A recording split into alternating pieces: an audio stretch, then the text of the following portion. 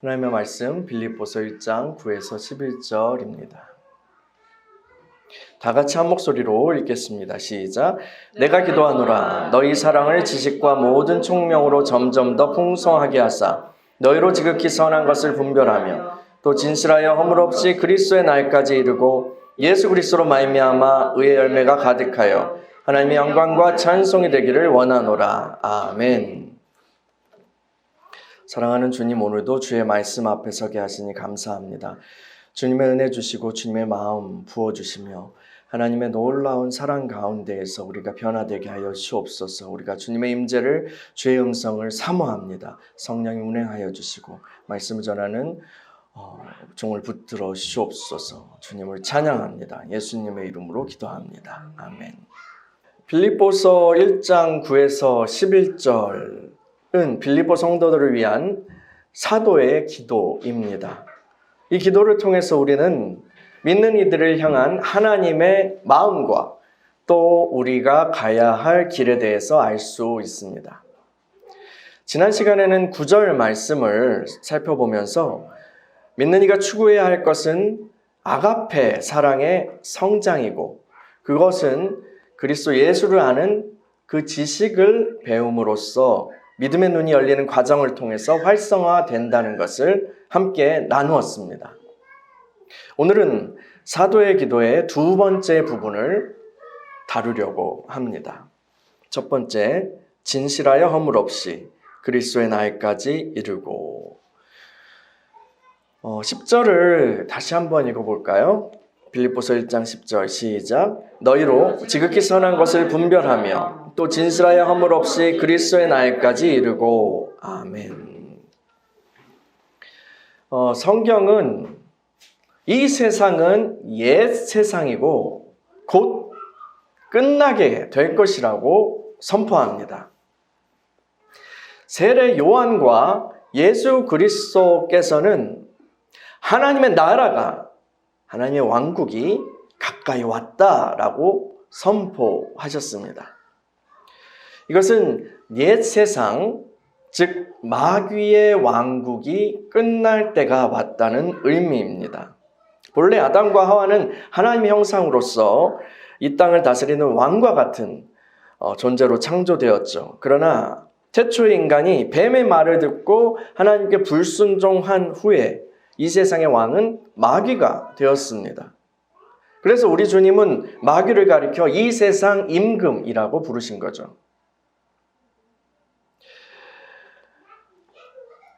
그러나 그 마귀의 왕국이 이제 끝날 때가 왔다라는 것이 하나님의 나라가 가까이 왔다라는 선포인 거예요. 실로 예수님의 십자가와 부활 사건으로 인해서 옛 뱀, 즉 마귀의 머리는 부서졌고 그는 패배하였습니다. 창세기 3장 15절 말씀이 이루어진 거죠. 그러나 하나님께서는 이 마귀의 세력들을 완전히 소탕하시지 않고 그 잔당이 이 세상에서 어느 기간까지 제한적으로 활동하도록 내버려 두셨어요. 그러나 마귀의 세상이, 마귀의 그 잔당들이 활동하는 그 이 세상이 완전히 끝날 때가 오는데 그때가 바로 10절에 기록된 그리스도의 날입니다. 부활하시고 승천하셔서 하늘 보좌에 앉으셨던 그리스도께서는 그리스도의 날에 이 땅에 다시 오셔서 온 우주를 새롭게 하실 것입니다. 새로운 하늘과 새로운 땅은 온전히 그리스도께서 통치하시고 그분만 영광을 받으시는 그런 세상입니다. 다시는 눈물이나 아픔이나 죽음이 없는 생명의 나라, 사랑의 나라입니다. 우리 믿는 이들이 천국에 들어간다라고 하는 것은 이 나라를 유업으로 받는다는 것입니다. 이것이 바로 복음, 기쁜 소식입니다. 그런데 여러분, 하나님 나라에서 기쁨을 누리기 위해서는 그 나라에 합당한 존재가 되어야 한다는 것을 아십니까? 이 땅의 예를 한번 생각해 보자고요. 어떤 생물이나 자기가 좋아하는 환경이 있어요. 그렇죠? 어떤 물고기들은 아주 1급수, 청정한 물에서만 살 수 있습니다. 더러운 물에 가면 살 수가 없어요.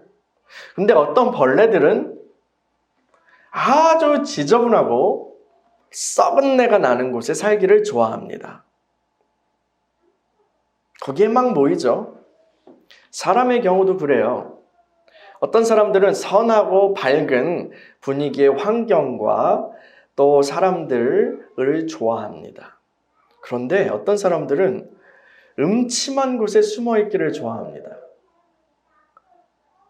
죄악을 즐기는 사람들은 거룩한 사람들 사이에 있는 것이 매우 고통스러울 거예요. 거짓을 즐기는 사람들은 진리의 빛이 비칠 때에 도망쳐 버릴 것입니다. 육과 영의 더러움 가운데 그 가운데에서 쾌락을 느끼는 사람들은, 쾌락을 즐기는 사람들은 거룩한 하나님의 임재를 견딜 수 없습니다. 그러므로 어떤 이가 그리스도의 날에 그 새로운 세상에서 기쁨을 누리기 위해서는 그 거룩함을 사랑하는 존재가 되어야 하는 것입니다. 구약의 예에서는 노예 근성 가득해서 애굽을 그리워하는 그 사람들은 결국 약속의 땅에 들어갈 수 없었어요. 마찬가지입니다. 믿는 이들은 거듭난 이후의 생애를 통해서 이러한 존재로, 하나님 나라에 합당한 존재로 변화되어 가야 하는 것입니다. 완성되어 가야 하는 것입니다. 이것이 우리가 이 땅에서 신앙생활을 하면서 평생 동안 이루어야 하는 구원입니다. 그래서 사도는 성도들을 위해서 진실하여 허물 없이 그리스도의 날까지 이루고라고 기도하고 있는 것입니다. 우리의 신앙의 여정을 통해서 우리는 날마다 진실해져야 합니다. 빌립보서 1장 10절에서 진실하여라고 번역된 이 단어는 이중적이지 않은, 위선적이지 않은 이라는 의미를 가지고 있습니다. 이 세상에 사는 동안 우리는 우리의 어두운 실체를 어느 정도 숨길 수 있습니다. 그렇죠? 그것을 잘 숨기고 연기한다면 우리는 사람들의 기억에 좋은 사람으로 남을 거예요. 그러나 그리스도의 날에 주님 앞에 서면 우리의 모든 것이 드러날 것입니다. 우리의 모든 것이 드러날 거예요. 누가복음 12장 1절에서 주님이 이렇게 말씀하셨어요. 바리새인들의 누룩, 외식을 주의하라라고 말씀하시면서 1절, 2절, 3절에 이렇게 보면 감추인 것이 드러나지 않을 것이 없고 숨긴 것이 알려지지 않을 것이 없나니 이러므로 너희가 어두운 데서 말한 모든 것이 광명한 데서 들리고 너희가 골방에서 귀에 대고 말한 것이 지붕 위에서 전파되리라. 그날에 모든 게 드러날 거예요. 예수께서 그 경건했던 바리새인들을 경멸하셨던 이유가 뭐였죠? 그것이 무엇이었죠? 겉은 그럴듯했지만 그 안에는 더러운 것이 가득했기 때문입니다. 진실하지 않았기 때문인 거죠. 사람들은 우리의 외모를 봅니다. 근데 하나님은 우리의 중심을 보십니다. 현대인들은 자신의 이미지에 굉장히 신경을 씁니다. 다른 사람들에게 내가 어떻게 보이는지에 많은 에너지를 쏟죠. 게다가 우리나라에는 체면을 중시하는 그런 문화가 있었기 때문에 겉과 속이 다른 삶의 방식이 매우 익숙한 그런 측면이 있습니다. 거기다가 또 우리 믿는 이들은 또 어때요? 오히려 교회에 다닌다라는 것이 자유함을 주는 것이 아니라 위선을 쌓는 또 하나의 매임이 되어버리고 있지는 않습니까? 주일 예배 때에는 은혜로운 표정으로 서로 인사하지만 사실 삶의 내용을 들여다보면 어디 가서 말도 못하는 그런 아픔과 추한 비밀을 감추고 있는 경우가 얼마나 많습니까? 주님이 바로 이것을 미워하시는 것입니다. 그리스도의 날에 주님이 평가하시는 것은 우리의 이미지가 아닙니다. SNS에 업로드한 우리의 포장된 모습이 아니에요. 주님의 불꽃 같은 눈앞에 서는 것은 우리의 실상, 우리의 실체, 우리가 꼭꼭 눌러두었던 그 실체입니다. 내가 만든 이미지에 만족하고 있다면 큰일 나는 것입니다. 내가 누구인지 알아야 합니다. 그래야 진짜 성장이 시작되는 것입니다. 사람들에게 보이기 위해서 신앙생활하면 큰일 납니다. 하나님을 기쁘시게 하기 위해 살기를 시작하십시다. 그분은 우리의 마음을 감찰하시는 분이십니다.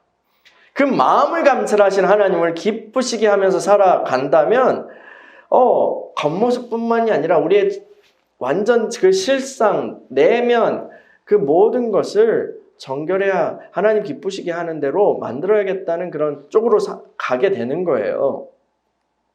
기준이 달라져야 합니다. 사람들의 눈이 아니라 주님의 눈입니다. 주님의 눈이 우리의 기준입니다. 그리스도의 심판대 앞에 설 때를 위해서 제대로 준비하는 저와 여러분들이 되기를 소망합니다. 그리스도의 날까지 우리는 날마다 진실해져야 할 뿐 아니라 또한 허물 없이 되어야 합니다. 허물 없이요. 이미지 세탁이라는 거 있잖아요.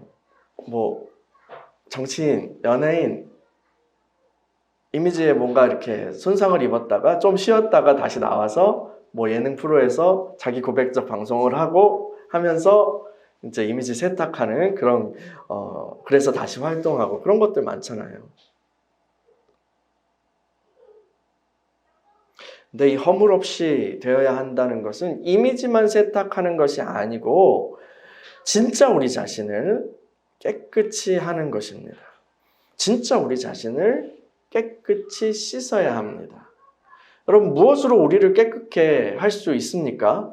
무엇으로 우리를 깨끗게 할 수 있습니까? 물론 요 육신에 묻은 때는요, 이 때는 비누로 지울 수 있겠죠.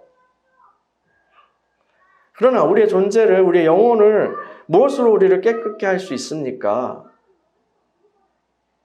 지난 시간에 말씀드린 것처럼 하나님의 말씀이 우리를 깨끗게 하십니다. 시편 119편 9절에서 청년이 무엇으로 그의 행실을 깨끗하게 하리이까? 주의 말씀만 지킬 따름이다 라고 말씀했죠. 또 주님의 그 보혈이 우리를 깨끗게 하십니다. 그가 빛 가운데 계신 것 같이 우리도 빛 가운데 행하면 우리가 서로 사귐이 있고 그 아들 예수의 피가 우리를 모든 죄에서 깨끗하게 하실 것이요. 요한일서 1장 7절 말씀입니다. 그분의 말씀에 비춰서 우리 자신의 죄와 허물을 고백할 때 하나님은 우리를 깨끗게 하십니다. 요한일서 1장 9절 많이 외우시죠? 만일 우리가 우리 죄를 자백하면 그는 미쁘시고 의로우사 우리 죄를 사하시며 우리를 모든 불의에서 깨끗하게 하실 것이요. 아멘. 근데 주님께서 베푸시는 은혜는 단순히 죄에 대해서 용서를 받는 것, 형벌을 면하는 것으로 그치지 않습니다. 그분의 은혜는 우리를 모든 불의에서 깨끗게 하십니다. 죄를 씻는 삶은요, 죄를 씻는 삶은 신앙생활의 기본입니다. 그래서 여러분 말씀을 읽고 묵상하다가 혹은 기도 시간에 혹은 일상에서 성령께서 양심을 통해서 우리의 죄를 지적하실 때에 주의 은혜를 의지해서 바로바로 죄 고백의 기도를 하시기 바랍니다. 주님께서 여러분을 씻어주실 것입니다. 그런데 때때로 어떤 경우에는 주님께서 여러분에게 근신하는 마음을 더하실 거예요. 그렇게 고백을 했는데 어떤 근신하는 마음을 더하실 거예요. 그러면 근신하는 마음으로 있어야 돼요. 또 금식하고 싶은 마음을 주실 때도 있습니다. 이 죄를 하나님 위해서, 이 죄를 깨끗게 하기 위해서 금식하고 싶은 마음을 주실 때도 있어요. 그러면 순종해야 합니다.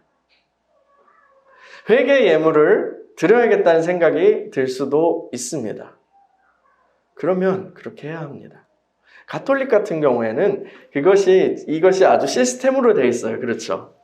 그래서 사제에게 가서 고해성사를 하고, 그럼 사제가 용서를 선포한 다음에 보속행위라는 것을 과제로 줍니다. 뭐 주기도문을 몇 번 외세요, 성모송을 하세요, 뭐 이런 식으로 해가지고 이제 그 보속이라는 것, 하나님의 거룩함을 침범한, 나의 양심을 침범한 것에 대한 어떤 보상 같은 그런 거죠. 그래서 그 값을 치르면 자유케 되는 거예요. 그게 이제 시스템화되어 있습니다. 그러니까 시스템 자체에서 그 사람이 진심으로 하고 성령께서 이렇게 역사하시면 그게 이제 좋은 거겠지만, 시스템만 또 믿는 것은 우리의 신앙은 아닙니다. 우리는 믿음으로 하고 성령 안에서 진실하게 하는 것이 이제 개혁자들의 신앙이죠. 그런데 제도가 따로 없다 보니까 우리는 그 회개, 죄사함에 대해서 너무 쉽게 생각하거나 하지 않는 경우가 참 많은 것 같아요. 이 가톨릭 같은 경우에는 이제 그 죄 보속이라는 그것이 굉장히 이제 좀 가벼워지고 있는데, 중세 아니면 고대에만 가더라도 그 보속 행위가 굉장히 무거웠어요. 고대 교회, 그때는 뭐 개신교 이렇게 뭐 나눠지지 않았잖아요. 고대 교회의 시스템에 보면은 죄를 지으면 고백을 해요. 그러면 그 죄 용서 받는, 사함 받는 기간이 또 있어요. 그 사람들은 그 성찬에 참여를 못 하거나, 근데 예배를 참여를 하는데 뒤에서 무릎 꿇고 예배를 드려야 돼요. 아니, 문 밖에서 무릎 꿇고 예배를 드려야 돼요. 굉장히 어려웠겠죠. 그래가지고 고해성사에 안 나오는 사람도 많았대요. 이제 그러면 또 안 되잖아요. 그래서 이제 그게 목회적으로 또 변화되어 온 그런 역사도 있더라고요. 참 재미있어요. 근데 뭐 우리는 이제 개신교 개혁자들의 신앙을 따르니까 그런 어떤 제도가 막 빡빡하게 되어 있지는 않습니다. 그럼에도 그 죄를 용서받는 것, 죄를 회개할 때 하나님이 어떤 마음을 주시면 그것을 하는 게 좋습니다. 그렇게 할 때 우리가 깨끗하게 되고 또 정결하게 되고 치유되는 거죠. 주님도 이렇게 말씀하셨죠.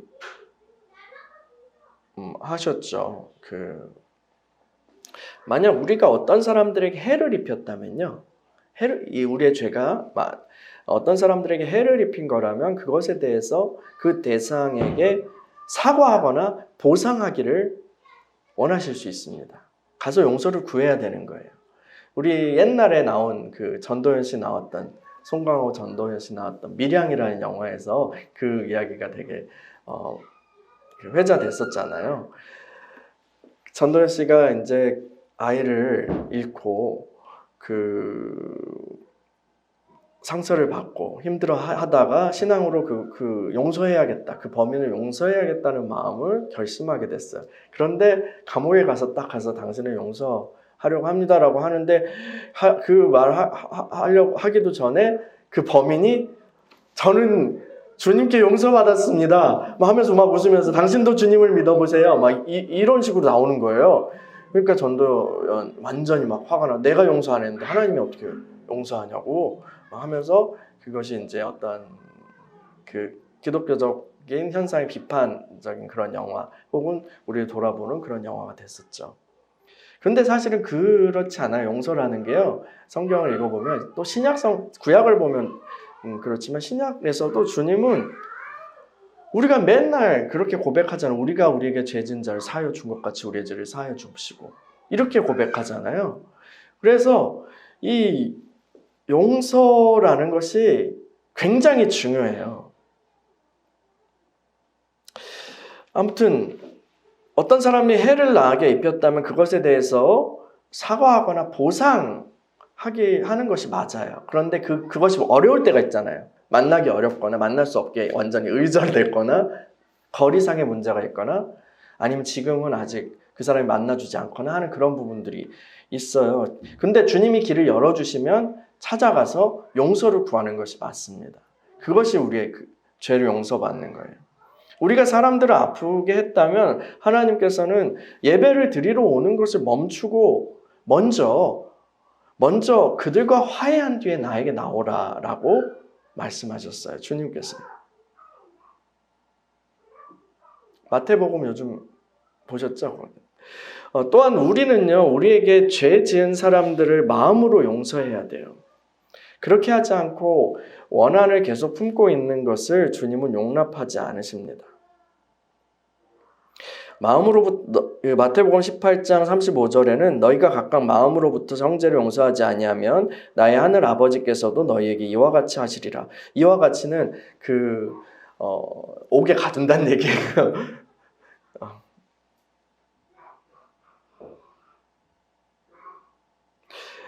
그리고 주님의 가르쳐주신 기도에 따르면 우리의 용서받음의 기쁨은요, 우리의 죄사함의 기쁨은 용서하는 생활로 유지됩니다. 우리가 우리에게 죄 지은 자들을 사하여 준 것 같이 우리의 죄를 사하여 주옵소서. 그러니까 우리가 용서받는 생활을 할 때 그 사죄의 기쁨을 누리는 생활이 유지되는 거예요. 내가 용서하지 못할 때 그 은총도 그만큼 제한되는 거예요.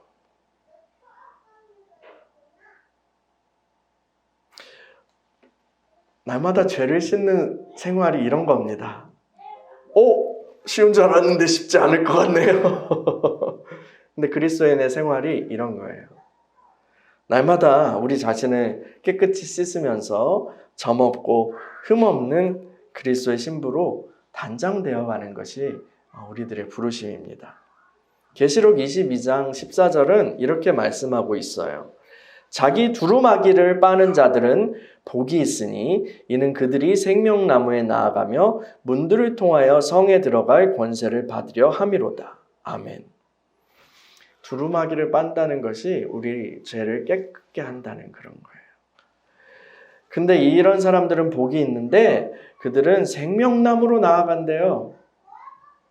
그리고 문들을 통해서 성에, 아마도 새 예루살렘 성, 그 새하늘과 새 땅의 새 예루살렘 성, 주님과 함께 거하는 그 놀라운 그 은혜를, 그런 권세를, 그런 권리를 받게 된다는 거예요.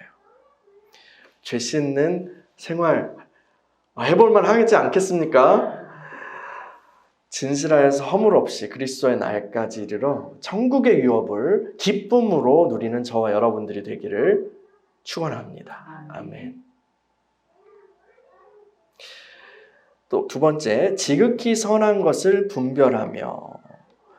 10절 다시 읽어볼까요? 빌립보서 1장 10절 시작. 너희로 지극히 선한 것을 분별하며 또 진실하여 허물 없이 그리스도의 날까지 이르고. 아멘.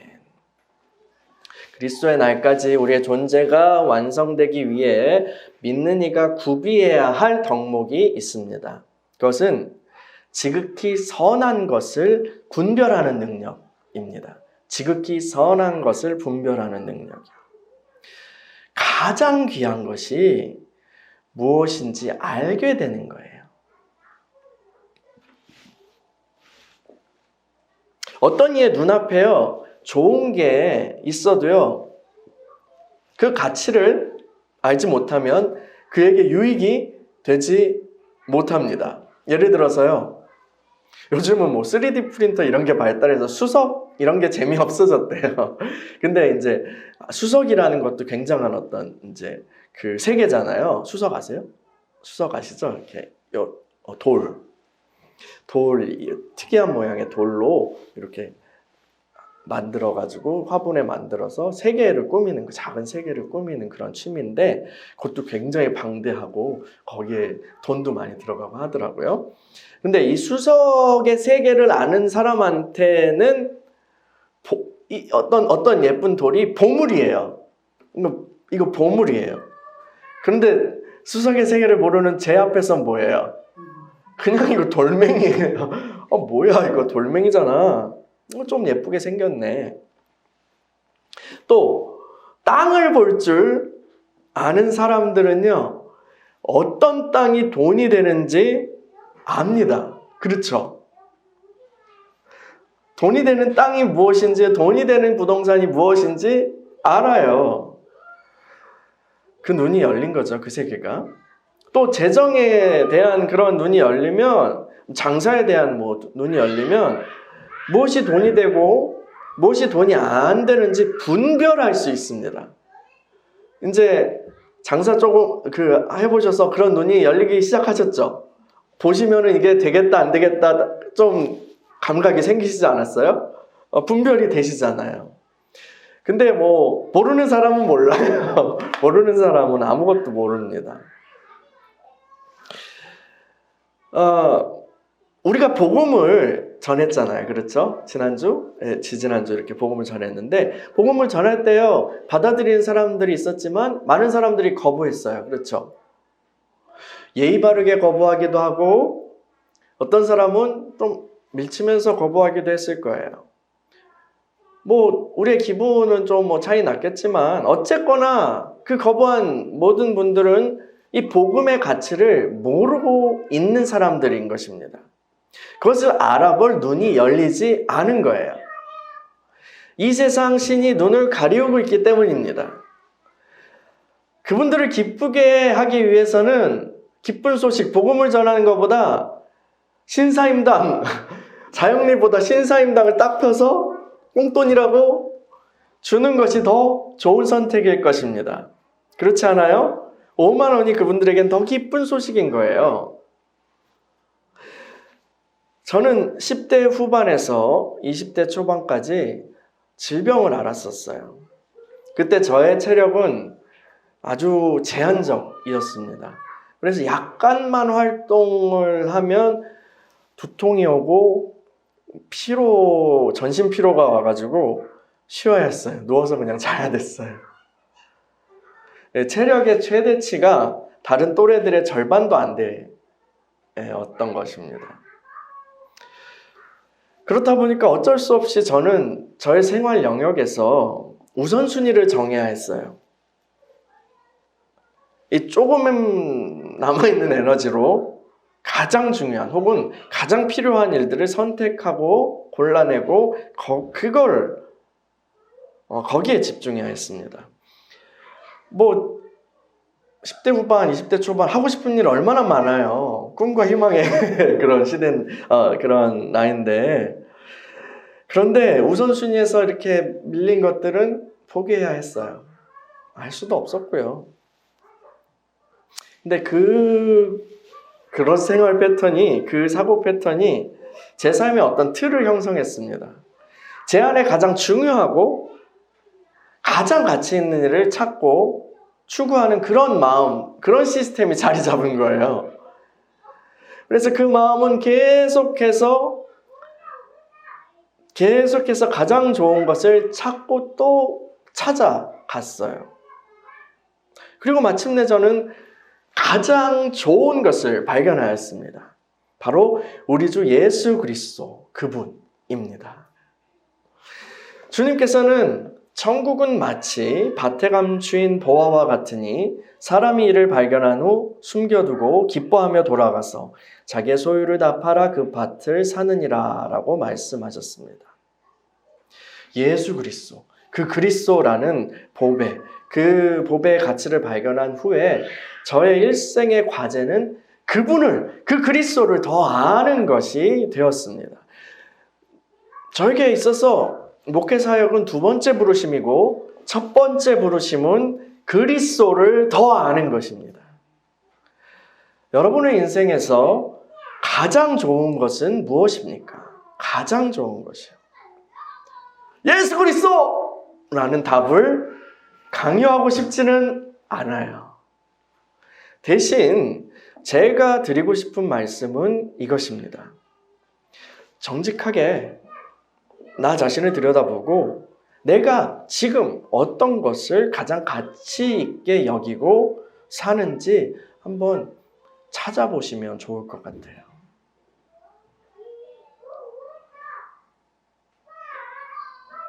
그리고 그 내가 가장 가치 있고 여기는 그것이 무엇인지 알았다면 그 다음은 그것이 참말 인생에서 내 인생에 있어서 가장 가치 있다고 부르기 합당한 것인지 다시 한번 찬찬히 생각해 보셨으면 좋겠습니다. 가장 중요한 것의 자리에 무엇이 있습니까? 무엇이 있습니까?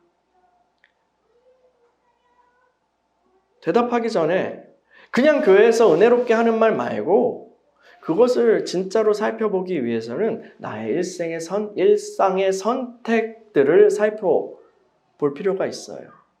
나의 일상의 선택들이요. 나는 무엇 때문에 그때 그 선택을 했지? 또 나의 감정들을 살펴볼 필요가 있어요. 내가 화를 낸 이유는 무엇이지? 그때 왜 나는 하고 미소를 지었지? 너무 좋네 하고 나는 그때 무엇 때문에 그렇게 기뻐했지? 이렇게 나를 돌아볼 때 조금씩 내 안에 있는 것이 드러날 것입니다. 가장 중요한 것의 자리에 무엇을 두고 있는지 조금씩 보이게 될 거예요. 그리고 그것이 바로 나의 현 주소입니다. 거기서 시작하는 거예요. 지극히 선한 것, 가장 좋은 것을 분별하는 능력은 그저 좋은 책 몇 권을 읽거나 위대한 설교를 들었다고 단 한 번에 형성되는 것은 아닐 것입니다.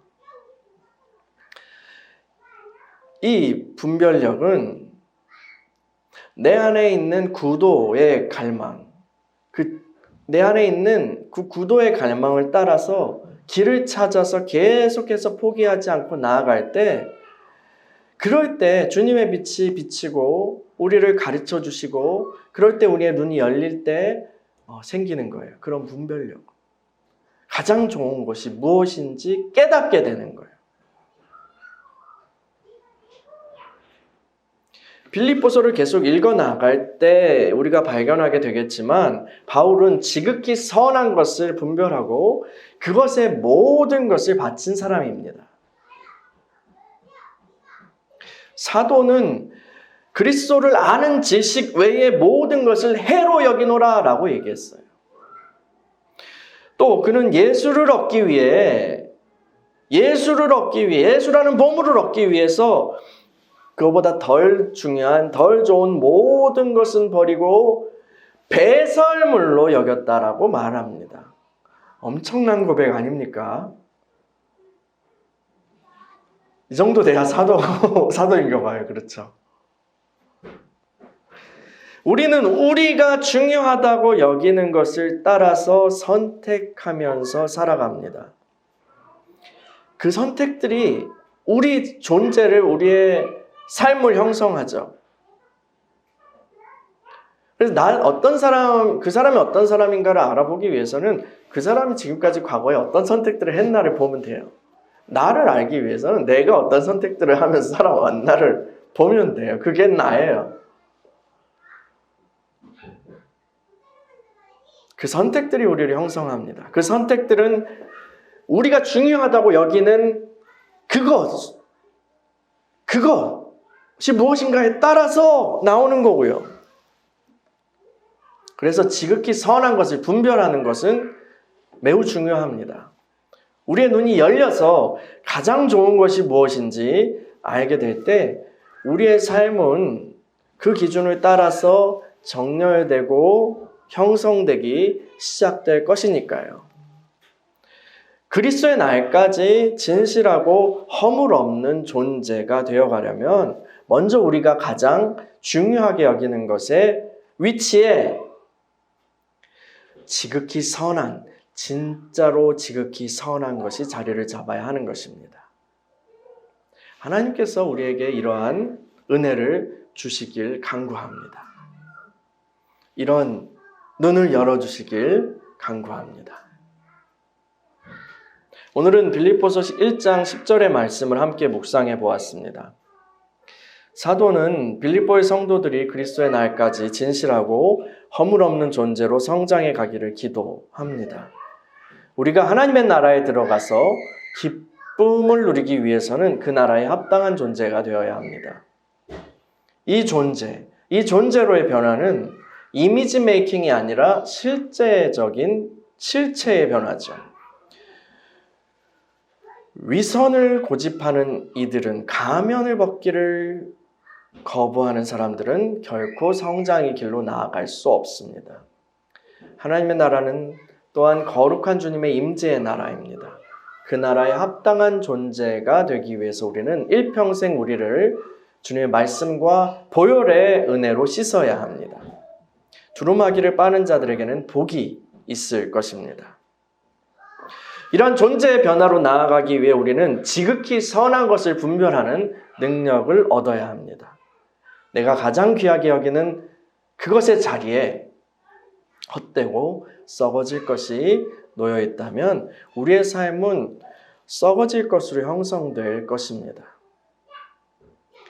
그러나 우리가 지극히 선한 것을 분별하게 된다면 우리의 존재와 삶은 영원히 빛나는 보석이 될 것입니다.